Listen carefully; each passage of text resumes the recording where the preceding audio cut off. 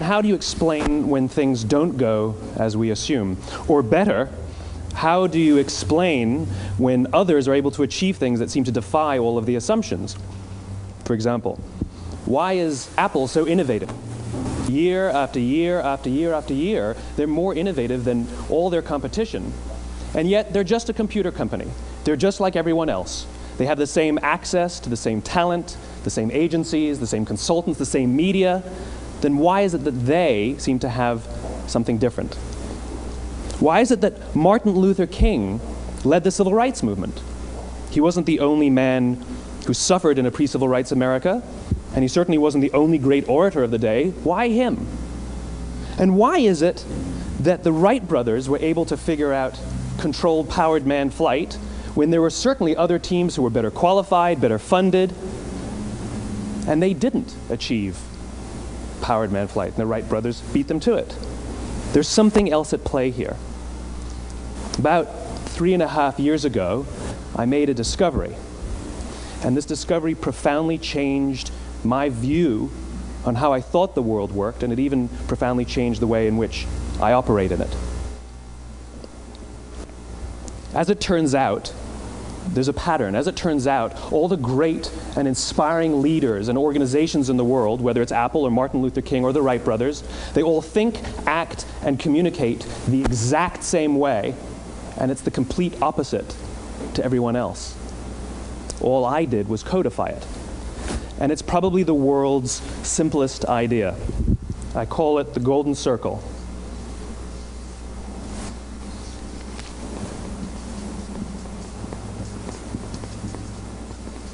Why, how, what? This little idea explains why some organizations and some leaders are able to inspire where others aren't. Let me define the terms really quickly. Every single person, every single organization on the planet knows what they do, 100%. Some know how they do it, whether you call it your differentiating value proposition or your proprietary process or your USP.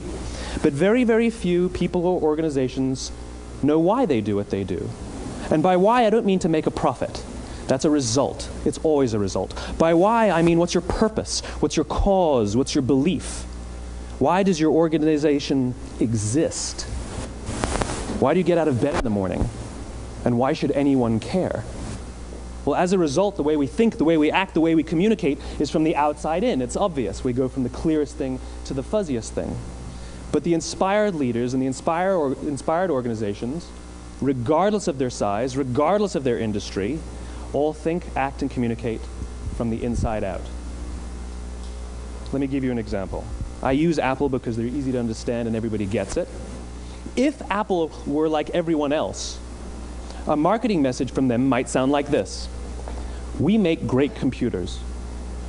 They're beautifully designed, simple to use, and user-friendly. Want to buy one? Meh. And that's how most of us communicate. That's how most marketing is done, that's how most sales is done, and that's how most of us communicate interpersonally. We say what we do, we say how we're different or how we're better, and we expect some sort of behavior, a purchase, a vote, something like that. Here's our new law firm. We have the best lawyers with the biggest clients. We have, we always perform for our clients, do business with us. Here's our new car. It gets great gas mileage. It has, leather seats. Buy our car. But it's uninspiring. Here's how Apple actually communicates. Everything we do, we believe in challenging the status quo. We believe in thinking differently. The way we challenge the status quo is by making our products beautifully designed, simple to use, and user-friendly. We just happen to make great computers. Want to buy one? Totally different, right? You're ready to buy a computer from me. All I did was reverse the order of the information. What it proves to us is that people don't buy what you do, people buy why you do it. People don't buy what you do, they buy why you do it. This explains why every single person in this room is perfectly comfortable buying a computer from Apple. But we're also perfectly comfortable buying an MP3 player from Apple, or a phone from Apple, or a DVR from Apple. But as I said before, Apple's just a computer company. There's nothing that distinguishes them structurally from any of their competitors. Their competitors are all equally qualified to make all of these products. In fact, they tried. A few years ago, Gateway came out with flat-screen TVs. They're eminently qualified to make flat-screen TVs. They've been making flat-screen monitors for years. Nobody bought one. And Dell came out with MP3 players and PDAs. And they make great quality products, and they can make perfectly well-designed products, and nobody bought one. In fact, talking about it now, we can't even imagine buying an MP3 player from Dell. Why would you buy an MP3 player from a computer company? But we do it every day. People don't buy what you do, they buy why you do it. The goal is not to do business with everybody who needs what you have. The goal is to do business with people who believe what you believe. Here's the best part. None of what I'm telling you is my opinion. It's all grounded in the tenets of biology, not psychology, biology. If you look at a cross-section of the human brain, looking from the top down, what you see is the human brain is actually broken into 3 major components that correlate perfectly with the golden circle. Our newest brain, our Homo sapien brain, our neocortex, corresponds with the what level. The neocortex is responsible for all of our rational and analytical thought and language. The middle 2 sections make up our limbic brains, and our limbic brains are responsible for all of our feelings, like trust and loyalty. It's also responsible for all human behavior, all decision-making, and it has no capacity for language. In other words, when we communicate from the outside in, yes, people can understand vast amounts of complicated information like features and benefits and facts and figures. It just doesn't drive behavior. When we communicate from the inside out, we're talking directly to the part of the brain that controls behavior, and then we allow people to rationalize it with the tangible things we say and do. This is where gut decisions come from. You know, sometimes you can give somebody all the facts and your figures, and they say, I know what all the facts and details say, but it just doesn't feel right. Why would we use that verb? It doesn't feel right. Because the part of the brain that controls decision-making doesn't control language. And the best we can muster up is, I don't know, it just doesn't feel right. Or sometimes you say you're leading with your heart or you're leading with your soul. Well, I hate to break it to you, those aren't other body parts controlling your behavior. It's all happening here in your limbic brain, the part of the brain that controls decision-making and not language. But if you don't know why you do what you do, and people respond to why you do what you do, then how will you ever get people to vote for you or buy something from you, or more importantly, be loyal and want to be a part of what it is that you do? Again, the goal is not just to sell people who need what you have. The goal is to sell to people who believe what you believe. The goal is not just to hire people who need a job. It's to hire people who believe what you believe. I always say that, you know, there's, if you hire people just because they can do a job, they'll work for your money. But if you hire people who believe what you believe, they work for you with blood and sweat and tears. And nowhere else is there a better example of this than with the Wright brothers. Most people don't know about Samuel Pierpont Langley. And back in the early 20th century, the pursuit of powered man flight was like the dot-com of the day. Everybody was trying it. And Samuel Pierpont Langley had what we assume to be the recipe for success. I mean, even now, you ask people, why did your product or why did your company fail? And people always give you the same permutation of the same 3 things. Undercapitalized, the wrong people, bad market conditions. It's always the same 3 things. So let's explore that. Samuel Pierpont Langley was given $50,000 by the War Department to figure out this flying machine. Money was no problem. He held a seat at Harvard and worked at the Smithsonian and was extremely well connected. He knew all the big minds of the day. He hired the best minds money could find, and the market conditions were fantastic. The New York Times followed him around everywhere, and everyone was rooting for Langley. And how come we've never heard of Samuel Pierpont Langley? A few hundred miles away in Dayton, Ohio, Orville and Wilbur Wright. They had none of what we consider to be the recipe for success. They had no money. They paid for their dream with the proceeds from their bicycle shop. Not a single person on the Wright brothers' team had a college education, not even Orville or Wilbur. And the New York Times followed them around nowhere. The difference was Orville and Wilbur were driven by a cause, by a purpose, by a belief. They believed that if they could figure out this flying machine, it'll change the course of the world. Samuel Pierpont Langley was different. He wanted to be rich, and he wanted to be famous. He was in pursuit of the result. He was in pursuit of the riches. And lo and behold, look what happened. The people who believed in the Wright brothers' dream worked with them with blood and sweat and tears. The others just worked for the paycheck. And they tell stories of how every time the Wright brothers went out, they would have to take 5 sets of parts because that's how many times they would crash before they came in for supper. And eventually, on December 17th, 1903, the Wright brothers took flight. And no one was there to even experience it. We found out about it a few days later. And further proof that Langley was motivated by the wrong thing, the day the Wright brothers took flight, he quit. He could have said, "That's an amazing discovery, guys. Now we'll improve upon your technology." But he didn't. He wasn't first. He didn't get rich. He didn't get famous. So he quit. People don't buy what you do, they buy why you do it. And if you talk about what you believe, you will attract those who believe what you believe. Well, why is it important to attract those who believe what you believe? Something called the law of diffusion of innovation. And if you don't know the law, you definitely know the terminology. The first 2.5% of our population are our innovators. The next 13.5% of our population are our early adopters. The next 34% are your early majority, your late majority, and your laggards. The only reason these people buy touch-tone phones is because you can't buy rotary phones anymore.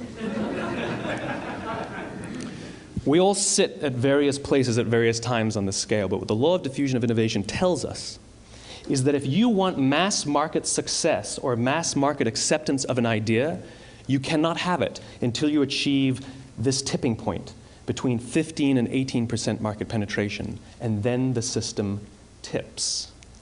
And I love asking businesses, what's your conversion on new business? And they love to tell you, oh, it's about 10%, proudly. Well, you can trip over 10% of the customers. We all have about 10% who just get it. That's how we describe them, right? That's like that gut feeling, oh, they just get it. The problem is, how do you find the ones that just get it before you're doing business with them versus the ones who don't get it?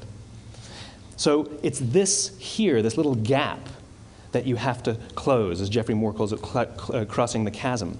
Because you see, the early majority will not try something until someone else has tried it first. And these guys, the innovators and the early adopters, they're comfortable making those gut decisions. They're more comfortable making those intuitive decisions that are driven by what they believe about the world, and not just what product is available. These are the people who stood online for 6 hours to buy an iPhone when they first came out, when you could have just walked into the store the next week and bought one off the shelf. These are the people who spent $40,000 on flat-screen TVs when they first came out, even though the technology was substandard. And by the way, they didn't do it because the technology was so great. They did it for themselves. It's because they wanted to be first. People don't buy what you do, they buy why you do it. And what you do simply proves what you believe. In fact, people will do the things that prove what they believe. The reason that person bought the iPhone in the first 6 hours, or stood in line for 6 hours, was because of what they believed about the world and how they wanted everybody to see them. They were first. People don't buy what you do, they buy why you do it. So let me give you a famous example, a famous failure and a famous success of the law of diffusion of innovation. First, the famous failure. It's a commercial example. As we said before a second ago, the recipe for success is money and the right people and the right marketing conditions, right? You should have success then. Look at TiVo. From the time TiVo came out about 8 or 9 years ago to this current day, they are the single highest quality product on the market. Hands down, there is no dispute. They were extremely well-funded. Market conditions were fantastic. I mean, we use TiVo as a verb. I TiVo stuff on my piece of junk Time Warner DVR all the time.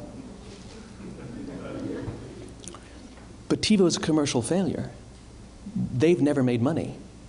And when they went IPO, their stock was at about $30 or $40 and then plummeted, and it's never traded above 10. In fact, I don't think it's even traded above 6, except for a couple of little spikes. Because you see, when TiVo launched their product, they told us all what they had. They said, we have a product that pauses live TV, skips commercials, rewinds live TV, and memorizes your viewing habits without you even asking. And the cynical majority said, we don't believe you, we don't need it, we don't like it, you're scaring us. What if they had said, if you're the kind of person who likes to have total control over every aspect of your life, boy, do we have a product for you. It pauses live TV, skips commercials, memorizes your viewing habits, etc., etc. People don't buy what you do, they buy why you do it, and what you do simply serves as the proof of what you believe. Now let me give you a successful example of the law of diffusion of innovation. In the summer of 1963, 250,000 people showed up on the Mall in Washington to hear Dr. King speak. They sent out no invitations, and there was no website to check the date. How do you do that? Well, Dr. King wasn't the only man in America who was a great orator. He wasn't the only man in America who suffered in a pre-civil rights America. In fact, some of his ideas were bad. But he had a gift. He didn't go around telling people what needed to change in America. He went around and told people what he believed. I believe, I believe, I believe, he told people. And people who believed what he believed took his cause and they made it their own, and they told people. And some of those people created structures to get the word out to even more people. And lo and behold, 250,000 people showed up on the right day, on the right time to hear him speak. How many of them showed up for him? 0. They showed up for themselves. It's what they believed about America that got them to travel on a bus for 8 hours to stand in the sun in Washington in the middle of August. It's what they believed, and it wasn't about black versus white. 25% of the audience was white. Dr. King believed that there are 2 types of laws in this world, those that are made by a higher authority and those that are made by man.